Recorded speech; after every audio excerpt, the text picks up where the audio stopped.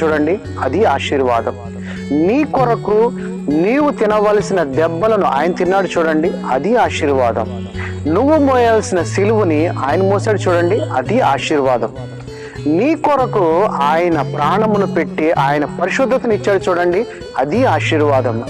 ఆయన మనకి ఆయన నీతిని ఇచ్చాడు చూడండి, ఏది ఎలాగా? ఉచితముగా, ధారాళముగా నీకు దానం చేశాడు చూడండి, అది ఆశీర్వాదం.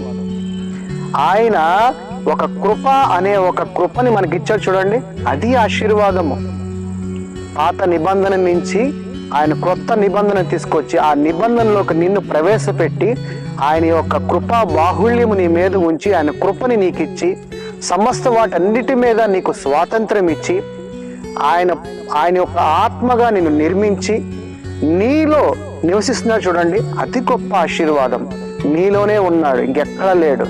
ఆయన ఆత్మగా నువ్వు జీవిస్తున్నావు.